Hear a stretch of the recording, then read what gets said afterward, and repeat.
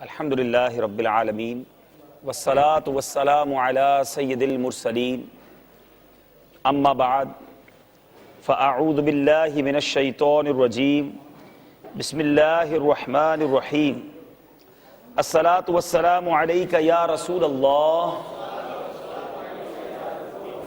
وعلی آلک واصحابک یا حبیب اللہ الصلاة والسلام علیک یا نبی اللہ وعلی آلک واصحابک یا نور اللہ۔ درود پاک پڑھن جا بے شمار فضائل و برکات ہیں۔ سرکار مدینہ صلی اللہ علیہ وسلم جی ذات تے درود پڑھنو بہت وڈی سعادت ہے۔ قیامت جو ڈی ہونو کہ کوئی مسلمان ایڑو ہونو کہ جی نیکیوں میزان عمل تے ہلکی پئی ونیو۔ سرکار دو عالم صلی اللہ علیہ وسلم اکڑو پرچو پوتے وٹے سے کڈھینے نیکیوں جے پلڑے میں اجی ڈینا، ان سے نیکیوں جو پلڑو بھاری تھی ونو۔ وہ عرض کرنو یا رسول اللہ صلی اللہ علیہ وسلم مجھا ماں پہ آئیں جے متے قربان آئیں کیریو۔ سرکار دو عالم صلی اللہ علیہ وسلم فرمائنا آؤں تو جو نبی محمد صلی اللہ علیہ وسلم یا نے ای او درود آئے جو دنیا میں تو مجھے متے پڑھنے رہنے میں ہے۔ تو قیامت جڑی انشاءاللہ میزان عمل تے وزن جو سبب درود پاک بننو دنیا میں جڑا کدا اس سلسلوں نعرہ ہے مجھا میمن بھا نعرہ دنیا بھر میں جہاں کہیں مدنی چینل کے ناظرین ہمیں دیکھ رہے ہیں، یہاں موجود اسلامی بھائی ہیں، آئیے مل کر درود پاک کا نذرانہ پیش کرتے ہیں۔ صلو علی الحبیب صلی اللہ تعالی علی محمد صلی اللہ علیہ وسلم۔ پیارے اور محترم اسلامی بھائیوں، مختلف لینگویج والے بتائے جا رہے لوگ ہیں۔ I will try to speak in English little bit Bengali language, and also because I am fluent in Urdu, so we'll talk in Urdu most inshallah. We have short time, I know that you are here for so long, so اب تھوڑی دیری میں آپ کی لوں گا، ہم مختصر سے ٹائم میں کچھ بات چیت کریں گے، ایک ایسی ہیبٹ، ایک ایسی عادت پر بات کریں گے کہ جو مسلمانوں میں ہونی چاہیے مگر آج بالخصوص ہماری بزنس کمیونٹی میں وہ نظر نہیں آتی، اور ہم کہیں کہ وہ اسلام کا حسن ہے، that is the essence of Islam, the beauty of Islam، تو وہ غلط نہیں ہوگا۔ لیکن آج all over ہمارے معاشرے کے اندر وہ کوالٹی کم ہوتی جا رہی ہے، اور بزنس کمیونٹی میں حالانکہ وہ زیادہ ہونی چاہیے تھی مگر وہ بھی نہیں ہے۔ وہ کون سی عادت ہے؟ پہلے ایک واقعہ سنیے، اس کے بعد آپ کو مزید سمجھ آئے گا کہ وہ کس عادت کی طرف میں آپ کو لے جانا چاہ رہا ہوں۔ اسلامک ایتھکس کی وہ کون سی چیز ہے جو ہمارے اندر ہونی چاہیے تھی اور اب اس کو لیک کر رہے ہیں، اب وہ ہمارے درمیان نہیں ہے۔ حضرت سیدنا عبداللہ ابن عمر رضی اللہ تعالیٰ عنہ ایک بار بیمار تھے، اور ان کو یہ خواہش ہوئی کہ بھنی ہوئی مچھلی کھائی جائے، فش کی خواہش ہوئی، اور آپ جانتے ہیں بیمار آدمی کو جب کسی چیز کی خواہش ہوتی ہے تو پھر دل بڑا چاہتا ہے۔ اپنے غلام کو کہا کہ میرے لیے مچھلی لے کر آؤ۔ وہ غلام جو ہے بڑی کوششوں کے بعد اس نے جناب کوششیں کی اور پورا مدینہ منورہ چھان مارا اور پھر مچھلی لے کر آیا۔ مچھلی بھون کر آپ کی بارگاہ میں پیش کی۔ اب خواہش بھی ہے، مچھلی تیار بھی ہو گئی، سامنے بھی آ گئی، تو اتنی دیر میں ایک سائل آیا، بھکاری آیا مانگنے والا۔ تو آپ نے اپنے غلام سے کہا کہ نافع یہ مچھلی سائل کو دے دو، مانگنے والے کو دے دو۔ میں نے کہا عرض کی حضور بڑی آپ کی خواہش تھی، بڑی مشکل سے میں ڈھونڈ کے لایا ہوں، اب سائل کو کچھ اور دے دیں گے، اب یہ مچھلی تو نہ دیں۔ فرمایا نہیں، یہ دے دو۔ اب اس نے کہا حضور ایسا کرتا ہوں یہ مچھلی کی قیمت سائل کو دے دیتا ہوں، اب مچھلی تو کھا لیجیے، آپ کو بڑی خواہش تھی۔ کہا نہیں، یہ مچھلی ہی فقیر کو دے دو۔ وہ فقیر مچھلی لے کر چلا گیا۔ یہ آپ کا غلام جو آپ کے یہاں ورکر کام کرتا تھا وہ اس سائل کے پیچھے گیا، کہتا ہے اب مچھلی مل گئی آپ کو، اب یہ پیسے لو، یہ مچھلی مجھے واپس بھیج دو۔ پیسے لیے اور مچھلی لے لی، واپس لے کر آ گیا۔ پیار کرتا تھا اپنے باس سے۔ کہا حضور پھر مچھلی لے آیا ہوں۔ کہا وہ سائل کا کیا ہوا؟ کہا میں نے سائل سے خرید کے لایا ہوں، اس کو پیسے بھی دے دیے ہیں۔ فرمایا نہیں، تم نے ٹھیک نہیں کیا، ایسا کرو واپس جاؤ، اب پیسے بھی واپس مت لینا، پھر یہ مچھلی سائل کو دے کر آ جاؤ۔ واپس بھجوا دی۔ اور پھر فرمایا کہ میں نے اپنے آقا مدینہ صلی اللہ تعالی علیہ وسلم سے یہ سنا ہے کہ جو شخص کسی چیز کی خواہش رکھتا ہو پھر اس خواہش کو روک کر اپنے اوپر کسی اور کو ترجیح دے دے تو اللہ عز و جل اس کی بخشش فرما دیتا ہے۔ اپنی خواہش ہے، اپنی ڈیزائر ہے، مگر اللہ کی رضا کے لیے کسی اور کو دے دے اللہ تعالیٰ اس کی مغفرت فرما دیتا ہے. اور یہی ایثار کی تعریف ہے. Today we want to learn about ایثار, کہ کیا ایثار ہمارے اندر موجود ہے. اسلامک بیوٹی اور اسلامک معاشرے کا ایک خوبصورت عنصر یہ ہوا کرتا کہ مسلمان کا خیر خواہ, چاہنے والا, ایک دوسرے کو کیئر کرنے والا, اپنی خواہش کو دوسرے پر قربان کر دینے والا ہوا کرتا. لیکن آج ہمارے معاشرے کے اندر, چاہے وہ بزنس مین ہو, چاہے وہ پڑوسی ہو, چاہے وہ ایک فیملی ممبر ہو, ہر کوئی اپنے لیے سوچتا ہے. جسٹ فار مائی سیلف, میرا کام ٹھیک ہو جائے, میرا معاملہ سیدھا ہو جائے, اگلے کا بیڑا غرق ہوتا ہو تو ہو جائے. یہ اسلام نہیں. مسلمان وہ ہے جس کے ہاتھ, پاؤں, زبان, تمام چیزوں سے دوسرا مسلمان محفوظ رہے. لیکن آج مسلمان کے خلاف چل رہا ہے. ایثار کی ڈیفینیشن کیا ہے سنیے. سرکار مدینہ صلی اللہ تعالی علیہ وسلم کے غلاموں, ایثار کے معنی یہ ہے دوسرے کی خواہش اور حاجت کو اپنی خواہش اور حاجت پر ترجیح دے دینا, پریورٹی دے دینا. اپنی چیز ضرورت ہے, یہ بہت اہم بات ہے. ہم بھی کچھ کام کرتے ہیں, ہم بھی اپنی چیزیں دوسروں کو دیتے ہیں, مگر کب دیتے ہیں؟ جب ہمیں حاجت نہیں ہوتی, ہمیں ضرورت نہیں ہے, اب دے دو. کھانا بچ گیا, چلو کسی غریب کو دے دو. کپڑے پرانے ہو گئے, چلو اللہ واسطے دے دو. کپڑے رضائی پھٹ گئی, چلو اب کسی غریب مسلمان کو دے دو. ارے یہ تو آپ کے کام کی نہ رہی تو آپ نے دیا نا. ہمارا اس قدر میرے پیارے اور محترم اسلامی بھائیوں اس بارے میں کانسیپٹ بن چکا ہے کہ وہ چیز جو ہمارے کام کی نہیں, بیکار ہے, وہ اللہ کی راہ میں دو. نہیں, اللہ کی راہ میں بیکار بچی ہوئی چیز نہیں, بلکہ جس کی آپ کو خواہش ہے, جس کی آپ کو ضرورت ہے, بلکہ قرآن کہتا ہے جو آپ کو پیاری ہے, وہ اللہ کی راہ میں خرچ کرو. پھر اللہ کیا عطا فرماتا ہے سنیے. چوتھے پارے کی پہلی آیت کئی بار سنی ہوگی, لن تنالوا البر حتى تنفقوا مما تحبون. ترجمہ کنز ایمان, تم ہرگز بھلائی کو نہ پہنچو گے جب تک راہ خدا میں اپنی پیاری چیز خرچ نہ کرو. جو آپ کو پیاری ہے وہ خرچ کر دو. ارے پیاری چیز اللہ کی راہ میں کیسے دوں گا؟ میری تو عادت ہے ہر چیز جو بیکار پھینکنے کے قابل ہو گئی وہ اللہ کی راہ میں دیتے ہیں. صحابہ کرام, ہمارے اسلاف, ہمارے بزرگان دین نے اس آیت کو کیسے ایبزارب کیا اور کیا اس کا نتیجہ آیا, سنیے اور جھومیے. سیدنا عمر بن عبدالعزیز رضی اللہ تعالیٰ عنہ شکر کی بوریاں خریدتے, شوگر کی بڑے بڑے بیگز خریدتے اور لوگوں میں بانٹتے. کسی نے کہا حضرت پیسے بانٹ دیں, یہ شوگر کیوں بانٹتے ہیں؟ فرمایا شوگر مجھے بڑی پسند ہے, شکر میں بڑی شوق سے کھاتا ہوں, میں چاہتا ہوں جو مجھے پیاری ہے وہ اللہ کی راہ میں خرچ کروں.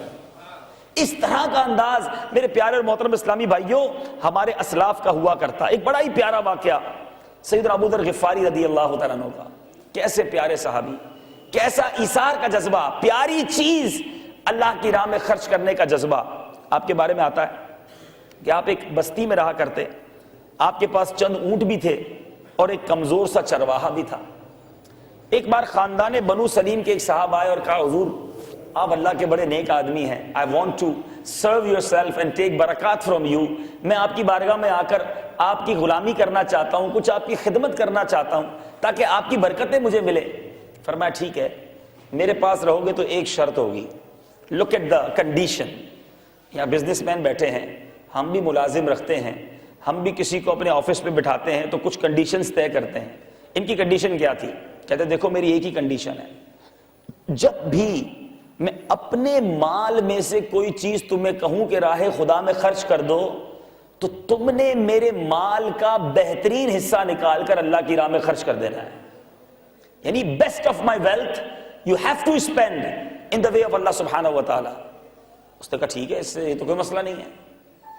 آپ ذرا غور کیجئے, ہم کیا بات کرتے ہیں, دیکھو میرا سب سے پہلے بیکار مال بیچ دینا.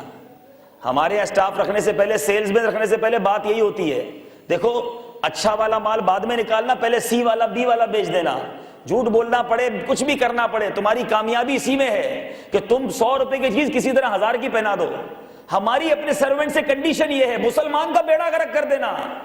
اپنا غلہ مضبوط ہونا چاہیے, اپنے آفس کا نقصان ذرا بھی نہیں ہونا چاہیے. کوئی خراب مال لے کر آئے پہلے چیک کرنا ورنہ تمہاری تنخواہ سے کاٹ لوں گا.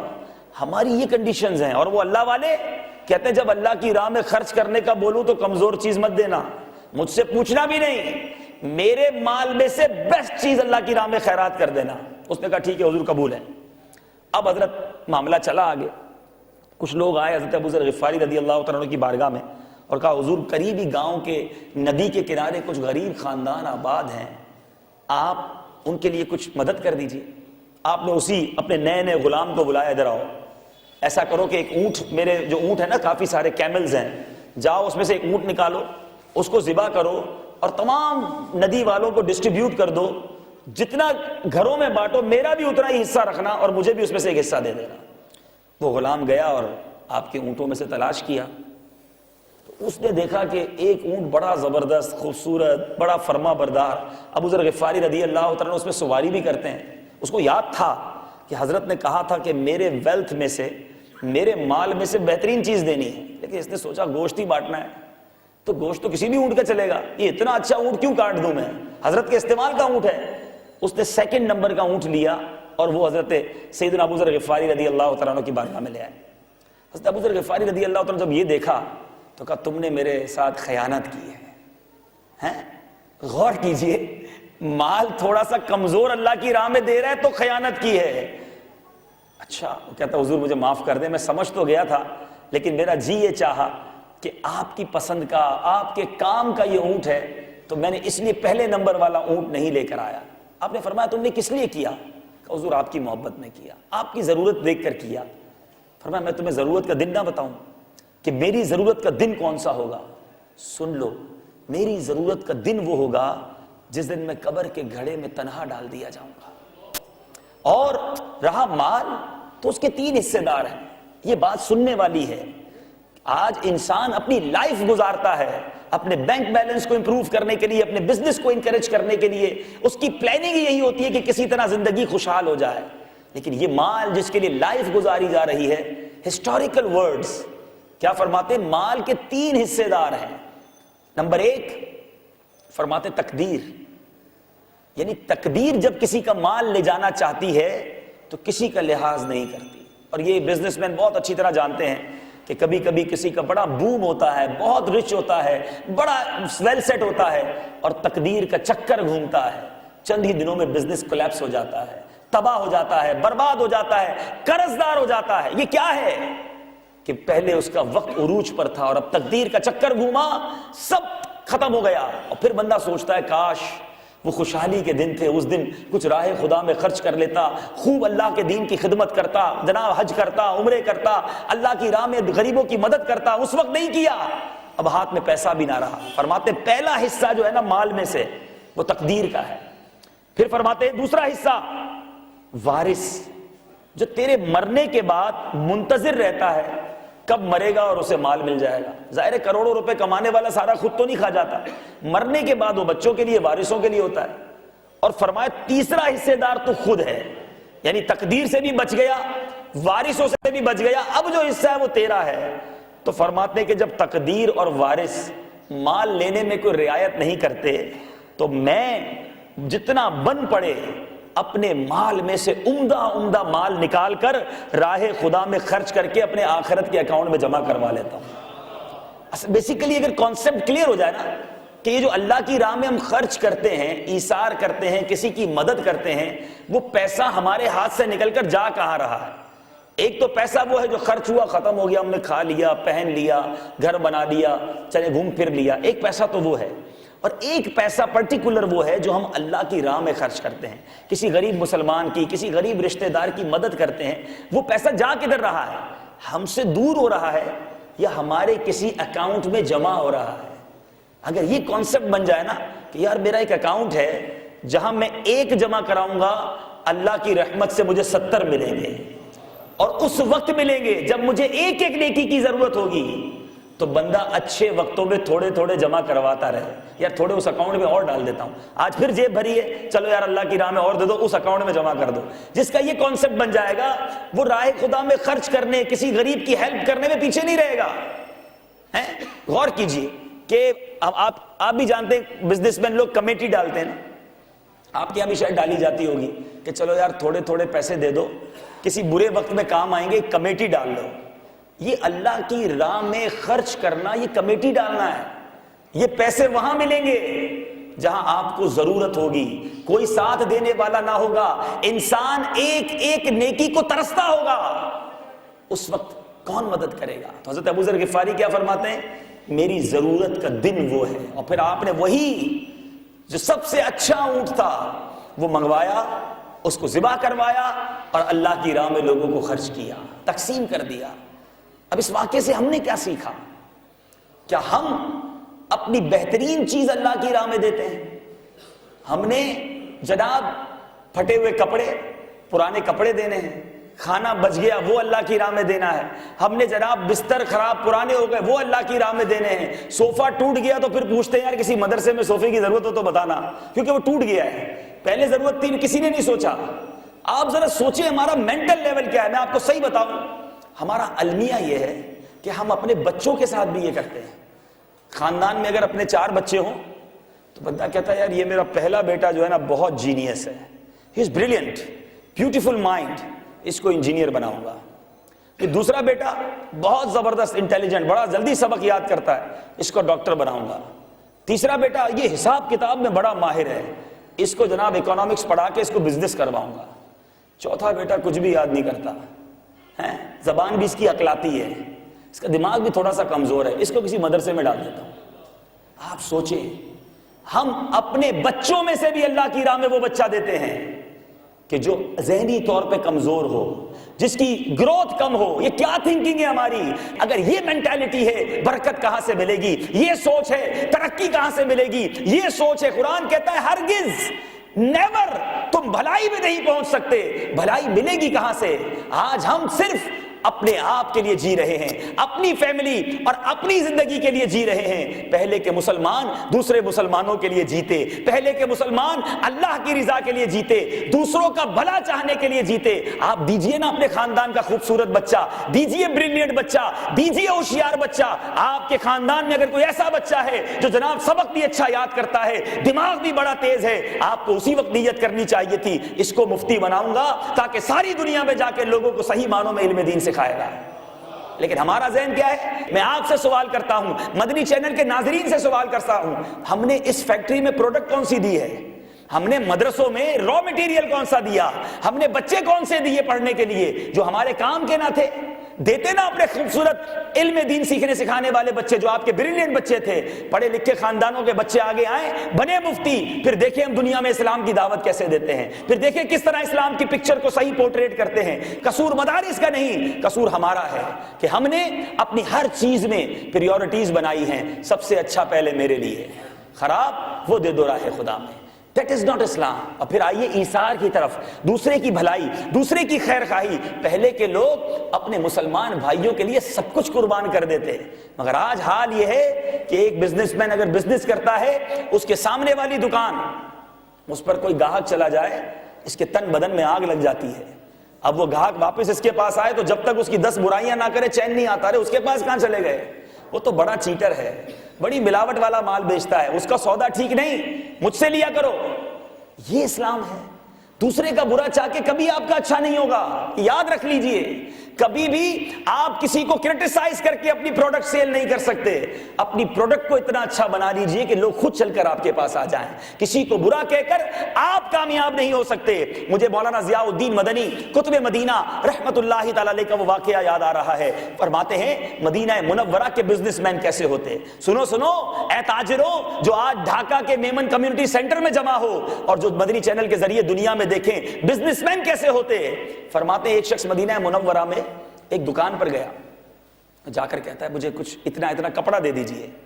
وہ دکاندار کہتا ہے یہ کپڑا تو میرے پاس ہے لیکن الحمدللہ صبح سے لے کر ابھی تک میری سیل بڑی اچھی ہو گئی ہے. میرا بھائی وہ سامنے دکان والا ہے نا، میں دیکھ رہا ہوں صبح سے اس کے پاس کوئی گاہک نہیں گیا. آپ ایسا کریں یہ کپڑا اس سے لے لیں تاکہ میرے بھائی کا بھی بھلا ہو جائے. That is Islam, that is beauty of Islam. اگر آج یہ ایثار کی عادت کو ہم ایک بار پھر آرگنائز کر لیں، یہ سوچنے لگ جائیں. ہمارے بزرگوں کا ایک جملہ میں سنتا تھا، سب کا بھلا سب کی خیر، سب کے بھلے میں اپنی خیر.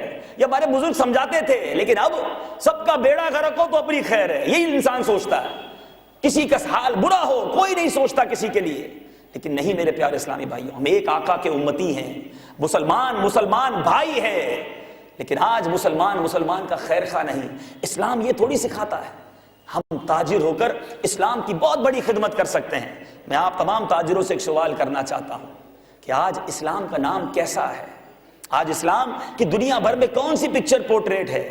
افسوس یہ ہے کہ ہم جیسے لوگوں کے ہوتے ہوئے جن کو اللہ نے دنیا میں بہت کچھ دیا، ہمارا اسلام دنیا میں بدنام ہو رہا ہے، اس کی رانگ پکچر پورٹریٹ ہو رہی ہے۔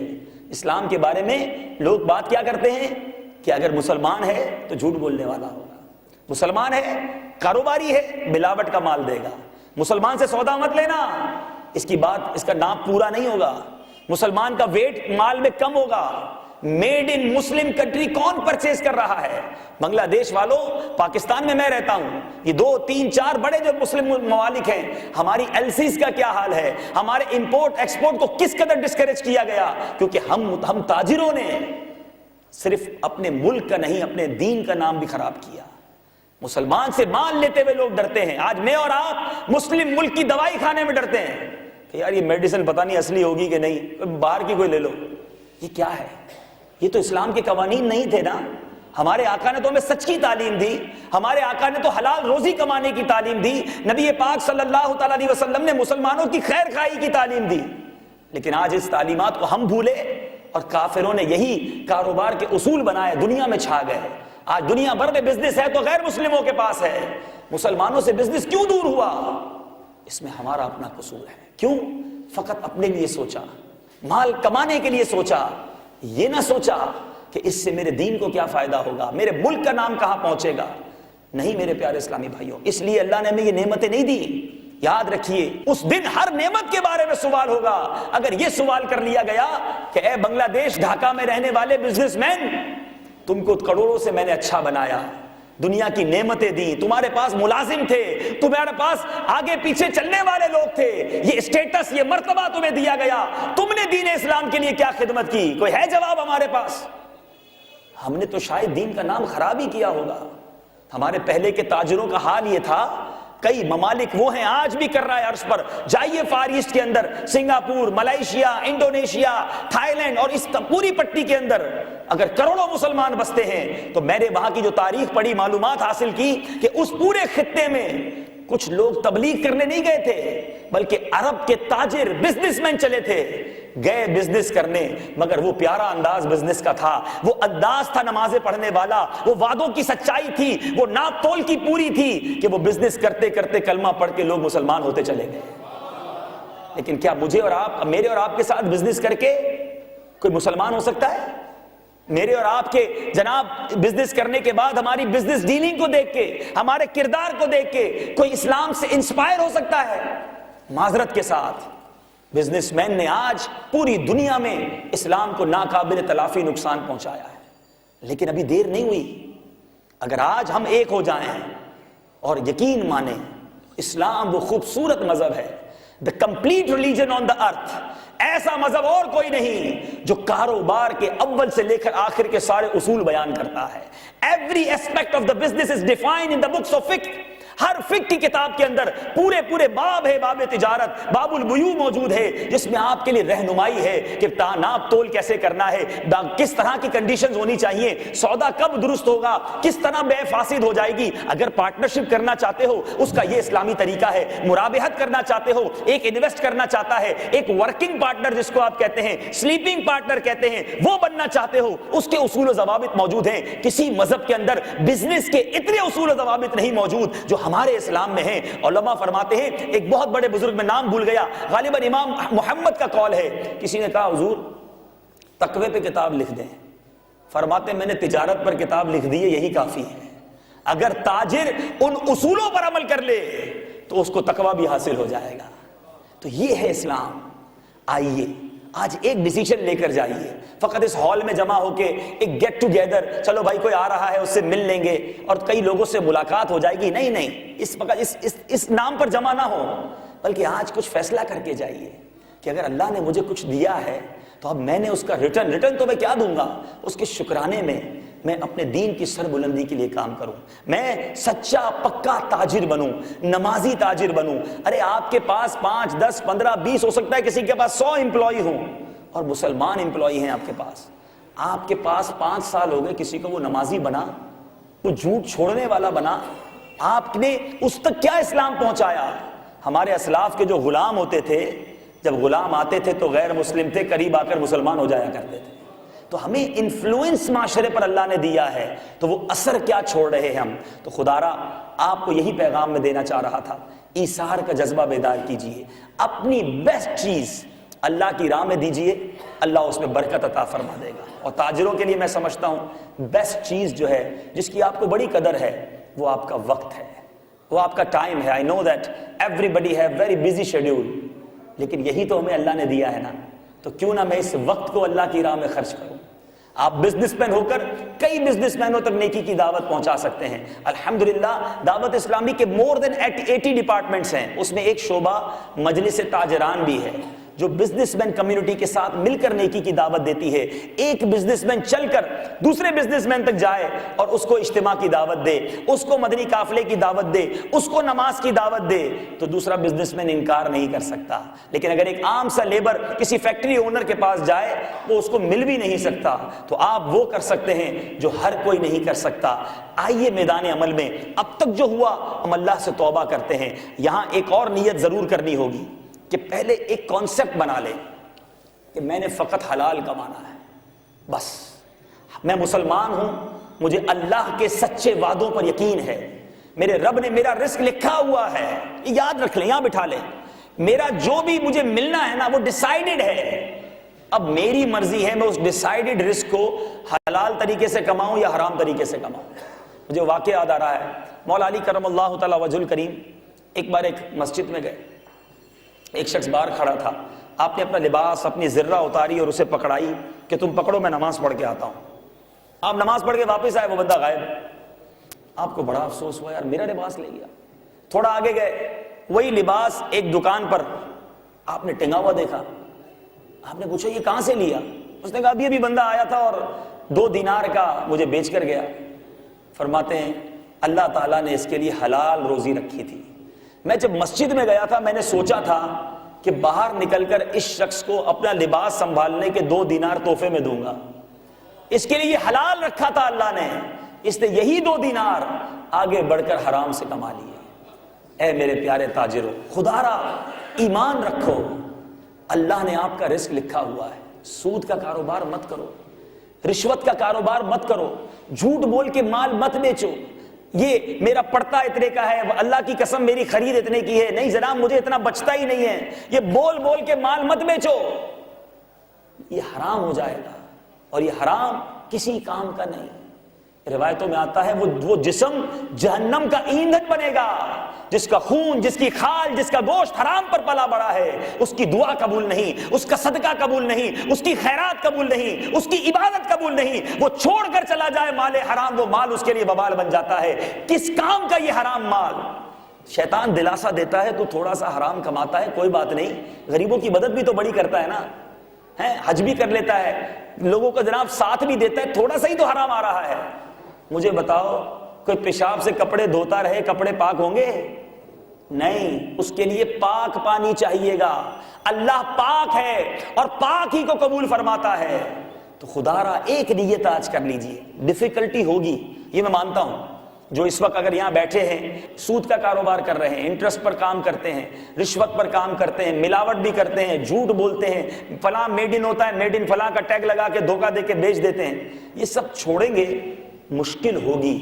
کچھ جناب معاذ اللہ حرام پروڈکٹس کا کاروبار کرتے ہوں، یہ چھوڑنے میں تکلیف ہوگی، لیکن تھوڑا عرصہ صبر کرو گے وہ برکت ملے گی کہ آپ یقین بھی نہیں کر سکو گے۔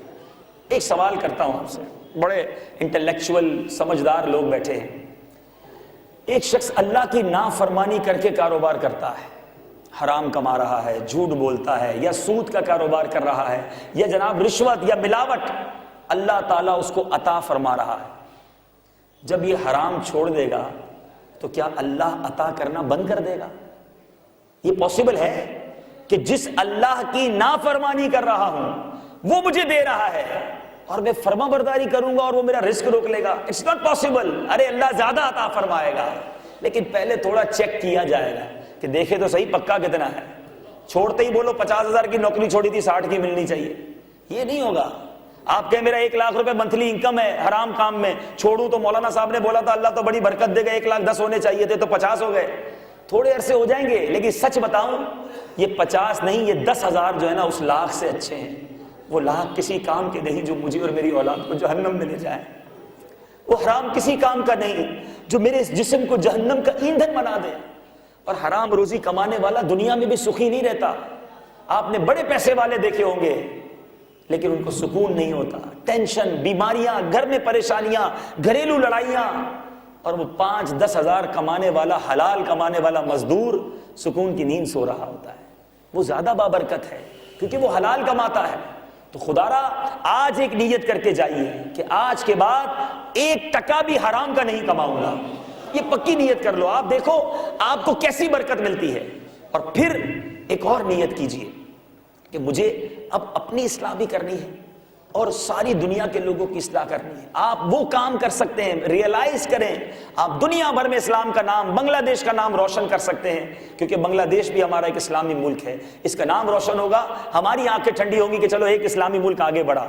تو آپ اپنا یہ ذہن بنا لیجئے کہ انشاءاللہ میری آج کے بعد کوئی نماز قضا نہیں ہوگی, پوری نمازیں پڑھوں گا انشاءاللہ. اور اپنے جو میرے امپلائیز ہیں, میرے اسٹاف ہے, کتنا خوبصورت منظر ہو کہ نماز کا ٹائم ہو, آپ کی فیکٹری ہے, آپ کا آفس ہے, آپ جو بھی کام کرتے ہیں سارے لوگ مل کے نماز پڑھیں, سب دعا کریں. اللہ اس روزی میں کتنی برکت دے گا جہاں اللہ کی بارگاہ میں سجدے کیے جاتے ہیں. سوچو تو صحیح آپ. پھر اس کے بعد انشاءاللہ آپ اپنے امپلائیز کو خود بھی مدنی قافلوں میں سفر کا ذہن دیں. دعوت اسلامی کے مدنی قافلے 3 دن, 12 دن, 30 دن, بلکہ 12 ماہ کے لیے ساری دنیا میں سفر کرتے ہیں.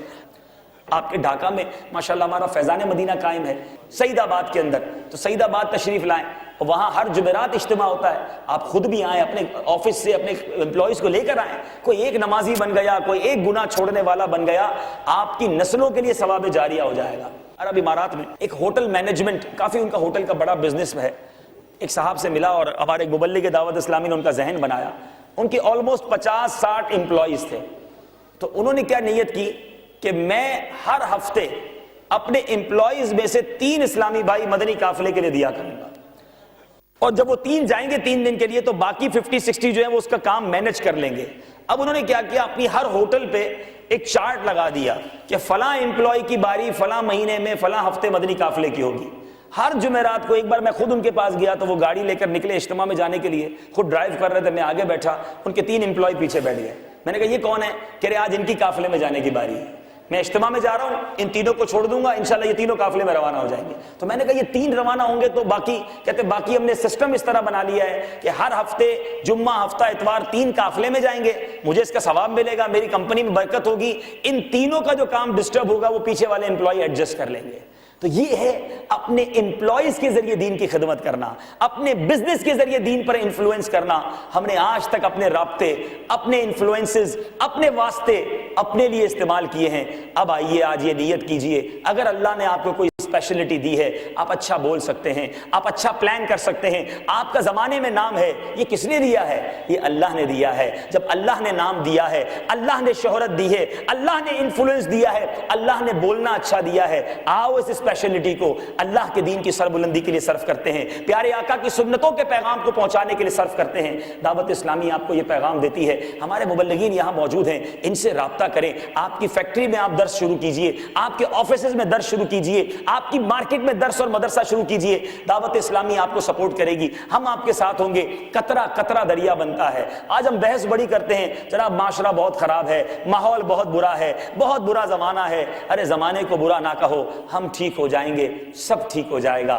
آج اس نیت کے ساتھ جاتے ہیں کہ انشاءاللہ حرام روزی نہیں کمائیں گے, نماز پابندی سے پڑھیں گے, اور انشاءاللہ ہر جمعرات, آج تھوڑی دیر کے لیے ہماری بات چیت ہو رہی ہے, اب ہر جمعرات کو سعید آباد, اچھا 3 اجتماع ہوتے ہیں ڈھاکہ میں, بہت ٹریفک والا سٹی ہے, تو میرپور, سعید آباد اور محمد پور, ان تینوں جگہ پر ہر جمعرات کو اجتماع ہوتا ہے. جمعرات کی رات تو ویسے ہی برکت والی رات ہے, ہر جمعرات آئیں ہمارے اجتماع میں، جتنے اسلامی بھائی ہوتے ہیں سب مل کے رو رو کے اللہ کی بارگاہ میں دعا کرتے ہیں. آپ قرضے میں ہیں، آپ کا بزنس نہیں چل رہا، آپ کی روزی کا پرابلم ہے، آپ کی پروڈکٹ میں کوئی پرابلم آ گیا ہے، اللہ کی رضا کے لیے اجتماع میں آئیے، دعا کیجئے. اللہ بڑا کارساز ہے، انشاءاللہ آپ کی وہ مشکل بھی دور ہو جائے گی. تو آئیں گے انشاءاللہ. اور 3 دن، کم از کم 3 دن مدنی قافلے میں سفر کریں. اور ایک اور، آپ میں سے کئی ایسے ہوں گے جو ابراڈ ٹریول کرتے ہیں. دعوت اسلامی از ناٹ اونلی ان بنگلہ دیش. We already spreaded our message in 175 countries of the world. We have several Faizan Madina in all over the world. الحمدللہ دنیا کے کئی ملکوں میں، آپ جس ملک کا نام لیں آپ کی دعوت اسلامی وہاں موجود ہے، چاہے وہ یورپ ہو، امریکہ ہو، UK ہو، کینیڈا ہو. ادھر چلے جائیں، افریقہ کے تمام ممالک کم و بیش الحمدللہ. فار ایسٹ کی کنٹری میں دعوت اسلامی کے مراکز ہیں. ایشیا میں آئے تو بنگلہ دیش، ہند، اور اس کے بعد آپ کا سری لنکا وغیرہ. الحمدللہ ہر جگہ دعوت اسلامی ہے. تو جب بات اب وہی ذہن میں بٹھانی ہے، میں اگر بزنس ٹرپ پہ جا رہا ہوں، میں بھی بزنس مین رہا ہوں، بزنس کچھ نہ کچھ اب بھی کرتا ہوں، لیکن اب ان مصروفیات کی وجہ سے اتنا بزنس نہیں دیکھ پاتا. لیکن مجھے بھی اندازہ ہے کہ جب ہم بیرون ملک جاتے ہیں بزنس ٹرپ پر، ہماری مصروفیات دن کی ہوتی ہیں. صبح سے لے کر دوپہر تک میکسیمم 4 بجے ہم میٹنگز وغیرہ سے، اپنی مارکیٹنگ سے فارغ ہو جاتے ہیں. پھر رات کیا ہوتا ہے، شام کیا ہوتا ہے. اب ان شاموں کو، ان راتوں کو ہم اچھا استعمال کر سکتے ہیں کہ دنیا میں جہاں جائیں، جانے سے پہلے ہمارے اسلام بھائی کو کہہ دیں میں بھائی دبئی جا رہا ہوں، میں UK جا رہا ہوں، میں یورپ جا رہا ہوں، میں آسٹریلیا جا رہا ہوں، یہ بتائیں فیضان مدینہ کہاں ہے. دن کو اپنا بزنس کیا، شام کو پہنچ گئے دعوت اسلامی کے فیضان مدینہ میں، سنتیں سیکھیں سکھائیں. تو انشاءاللہ یہ ٹرپ بھی جو ہے یہ عبادت بھرا اور سنتوں بھرا ٹرپ بن سکتا ہے. تو یاد رکھیں، حدیث پاک میں آتا ہے جو اللہ کے لیے مسجد بناتا ہے اللہ تعالیٰ اس کے لیے جنت میں محل تعمیر کرتا ہے. ہم رہیں نہ رہیں، مسجد قیامت تک رہتی ہے. یہ وہ بزنس ہے، میں بزنس مین کی تھوڑی سی مینٹالٹی جانتا ہوں. یار وہ بزنس بتاؤ جو سدا بہار ہو، چلتا رہے، چلتا بزنس بتاؤ. اچھا ایسا بزنس جس کا بڑا اچھا بزنس چلتا ہے، بندہ کہتا ہے یار اس میں میرا تھوڑا شیئر ڈلوا دو تاکہ کمپنی رن کرتی رہے گی، مجھے ملتا رہے گا. میں آپ کو وہ بزنس بتا رہا ہوں جس میں پہلی بات تو یہ لاس نہیں ہے، آلویز پروفٹ ہے، اور کنٹینیوس بزنس ہے، ختم نہیں ہوگا. ہم چلے جائیں گے، ہم قبر میں چلے جائیں گے، لیکن سجدے ہوتے رہیں گے، نیکیاں ملتی رہیں گی. صبح قیامت تک ثواب جاریہ کا یہ موقع دعوت اسلامی آپ کو دے رہی ہے. میں چاہتا ہوں میرے بزنس مین اسلامی بھائی، خاص طور پہ میرے میمن اسلامی بھائی، اللہ تعالیٰ نے یہ کام میمنوں سے دنیا کے کئی ملکوں میں لیا ہے. الحمدللہ کئی ملکوں میں مساجد، مدارس میں ہمارے میمن اسلامی بھائی بڑھ چڑھ کر حصہ لیتے ہیں. اور دعوت اسلامی وہ تحریک ہے جس کا کام بتانے کی حاجت نہیں ہے کہ یہ سکسیسفل کر بھی پائیں گے کہ نہیں، یہ اس کو رن کر پائیں گے کہ نہیں. دعوت اسلامی نے اپنے کام سے پروف کیا ہے. The world biggest Islamic organisation in Pakistan, اور not in Pakistan only, the world biggest organisation of Islam الحمدللہ آپ کی دعوت اسلامی ہے، جس سے کروڑوں لوگ وابستہ ہیں. نوجوان کو امامہ پہنا دینا، نوجوان کو داڑھی رکھوا دینا، نوجوان کو گناہوں کے سمندر سے نکال کر مسجدوں کی راہ دکھا دینا. وہ لوگ جو اپنے ماں باپ کے سامنے گالی گلوچ کرتے ہوں انہیں ماں باپ کا ہاتھ چومنے والا بنا دینا. وہ لوگ جو شراب کے اڈوں میں دھت رہتے ہوں انہیں شراب کے اڈوں سے نکال کر مسجدوں کا امام بنا دینا. میں کس ریولوشن کی بات کروں، میں دعوت اسلامی کے کس جناب مدنی کام اور مدنی بہار کی بات کروں. میں صرف ایک آپ کو مدنی بہار سناتا ہوں. ہمارے باب الاسلام پاکستان کا ایک شہر حیدرآباد ہے، وہاں ہمارے ایک جامعۃ المدینہ کے استاد ہیں. وہ لوگ جو تھوڑا سا دارالعلوم سے ان ٹچ رہتے ہوں گے وہ جانتے ہوں گے کہ دارالعلوم میں پڑھاتا وہی ہے جو خود عالم دین ہو، بلکہ عالموں کا بھی استاد ہوتا ہے، استاذ العلماء ہوتا ہے، عالم گر ہوتا ہے. ہمارے حیدرآباد کے ایک استاد صاحب وہ ہیں کہ جو کچھ عرصہ پہلے عالم نہیں تھے، عالم تو نہیں تھے بلکہ مسلمان بھی نہیں تھے. ان کا تعلق ایک اور مذہب سے تھا، لیکن دعوت اسلامی کی مدنی بہار دیکھیے، وہ مسلمان ہوئے.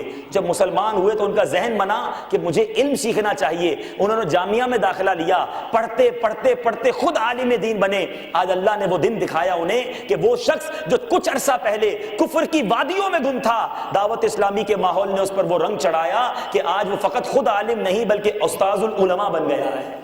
الحمدللہ آپ کے بنگلہ دیش کے اندر دعوت اسلامی گروم کر رہی ہے. میں چاہتا ہوں میرے بزنس مین اسلامی بھائی دعوت اسلامی کے دست و بازو بن جائیں, سپورٹر بن جائیں. اللہ نے چاہا یہ وہ تحریک ہے جو آپ کے بچوں کو, آپ کی آنے والی نسلوں کو انشاءاللہ سنتوں کا پیکر بنائے گی. وہ دن دعوت اسلامی آپ کو دکھائے گی کہ پھر دنیا میں اسلام کا نام سر بلند ہوگا, پھر لوگ اس مسلمانوں پر بھروسہ کریں گے, پھر مسلمانوں کا نام روشن ہوگا. کیونکہ ایک ہی طریقہ ہے. لوگ بڑی بڑی کتابیں پڑھتے ہیں کہ what is the problem with Islam, اب اسلام کو جناب کس وجہ سے ڈیمولش ہو گیا, کس طرح جناب وہ ایتھکس اپنائے جائیں, کون سے قوانین کو فالو کیا جائے کہ پھر ہمارے ملک کا نام روشن ہو جائے. ارے سارے قوانین چھوڑو, اس نبی کا دامن تھام لو جس کے بارے میں اعلیٰ حضرت لکھتے ہیں سارے اچھوں سے اچھا سمجھیے جسے, ہے اس اچھے سے اچھا ہمارا نبی. خلق سے اولیاء, اولیاء سے رسول, اور رسولوں سے اعلیٰ ہمارا نبی. آقا کی سنت کو تھام لو تمہیں پھر عروج مل جائے گا. آقا کا دامن تھام لو, پریکٹیکلی مسلمان بن جاؤ. پھر کوئی کتاب, کوئی کورس, کوئی جناب ہمیں لائن آف ایکشن تلاش کرنے کی ضرورت نہیں پڑے گی. میرے نبی کی سیرت وہ ہے جس کو قرآن کہتا ہے, میرے آقا علیہ الصلوۃ والسلام کی سیرت وہ ہے جسے اسوہ حسنہ کہا گیا. اسے اپنا لو, کامیابی کا سفر طے ہوتا چلا جائے گا. یہی دعوت اسلامی کا میسج ہے. اللہ تعالیٰ سے دعا ہے مالک کریم ہم سب کو دین متین کی خدمت کرنے کی توفیق عطا فرمائے. ہمیں ان خوش نصیب تاجروں کا صدقہ عطا فرمائے کہ جو تاجر دنیا بھر میں پھیل کر اسلام پھیلاتے رہے. اللہ تعالیٰ ان کی برکتیں ہم کو عطا فرمائے. اللہ تعالیٰ آپ کا آنا قبول فرمائے. آمین بجاہ النبی الامین صلی اللہ